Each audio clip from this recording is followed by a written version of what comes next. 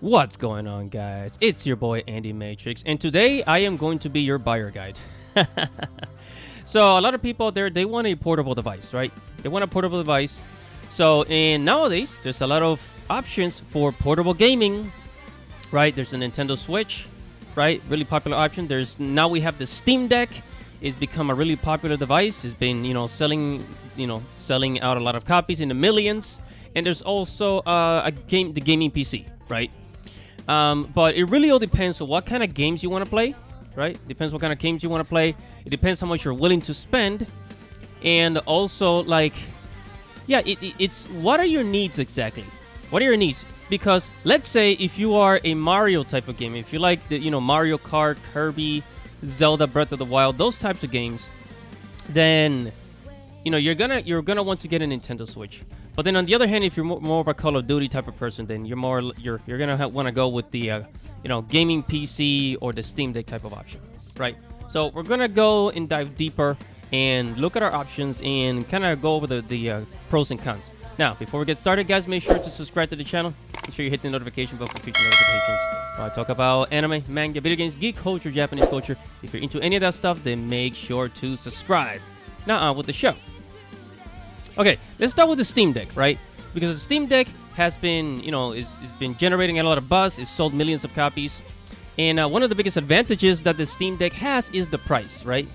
Because the Steam Deck, essentially, it is a computer, right? It is a gaming PC, shrink down to a Nintendo Switch size.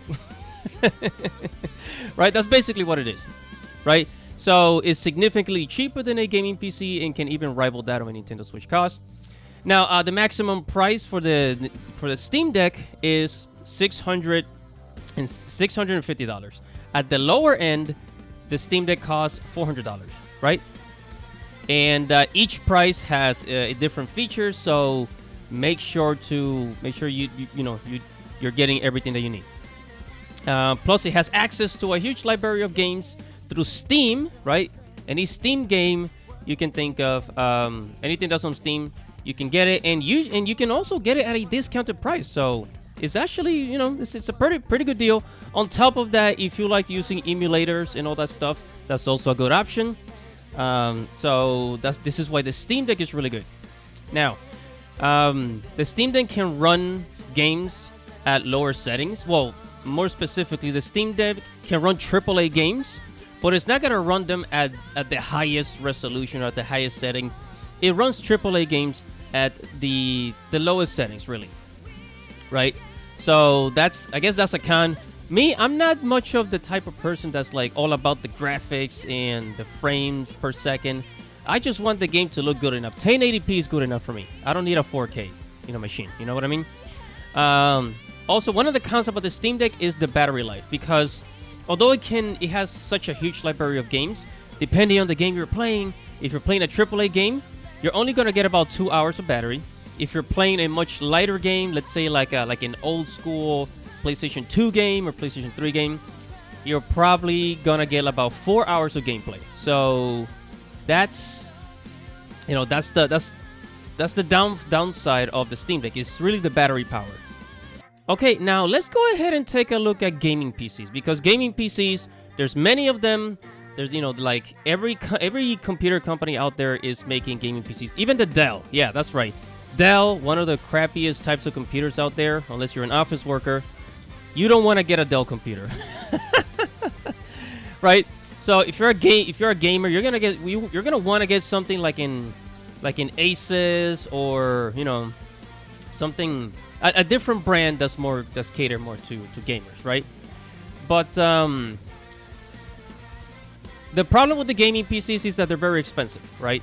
On the lower end, gaming PCs are $800, right?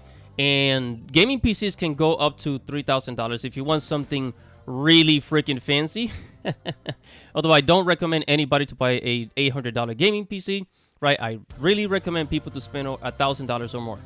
And the great thing about gaming PCs is that they can do everything. They can run AAA games at the highest settings, right? And they're upgradable. Not all of them, but some of them are upgradable. So that's a plus. And you can do more than just gaming, just like regular everyday tasks, whether if it's video editing, writing, or if you're an artist, you can use a digital tablet attached to it, right? So a gaming PC, it's, you know, if you have the money, really is the best option. Now, I spend nearly $2,000 on my gaming PC, and I have no regrets. It's been absolutely amazing, right? Absolutely love my computer. But yeah, not everybody has the money, unless of course you're willing to go on a payment plan. If you're willing to go on a payment plan, that's a different story. Then, you know, that is an affordable option for people out there who cannot just, you know, throw out $1,000. Okay, now let's go over to the Nintendo Switch, because I actually like the Nintendo Switch. Okay, I really like the Nintendo Switch. It's got a lot of games out there.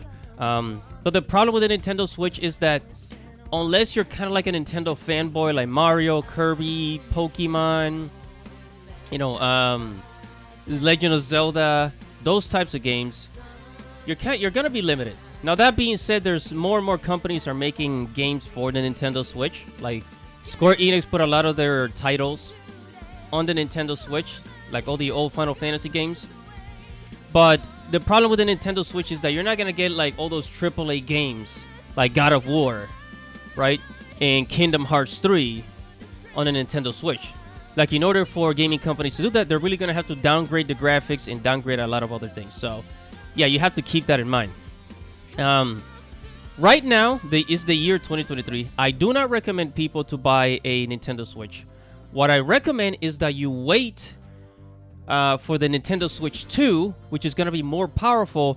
And dare I say, according to the features and the technology that the Nintendo Switch 2 is going to have, is going to be equal to that of the PlayStation 4. It's going to be at the level of PlayStation 4, which means that we could get more of those AAA games like God of War, Kingdom Hearts, some of the, you know, high-end Call of Duty games, Miles Morales, Spider-Man, right? So wait for the Nintendo Switch 2, because recently Nintendo, they just canceled the creation of the Nintendo Switch Pro. Which, honestly, I thought that the Nintendo Switch OLED was the Nintendo Switch Pro. I was wrong. So they were thinking of making a Nintendo Switch Pro, and they said, nah, we're just going to go straight to the next generation, because otherwise people are going to, like, they're going to feel like they're spending more money on just the same thing. So let's give them something much better. So wait for the Nintendo Switch 2. That is my recommendation. Most likely it's going to come out 2024. And you're going to be able to get, you know, higher end games on the Nintendo Switch. So that's my recommendation to you guys. You know, take my advice if you like. Do whatever you want. But this is my recommendation for you gamers that want a more portable device out there. So whatever your thoughts are, make sure to comment below. Like this video, subscribe to the channel, hit the notification bell for future notifications. Guys, thank you for watching and listening. It's your boy, Andy Matrix. Godspeed.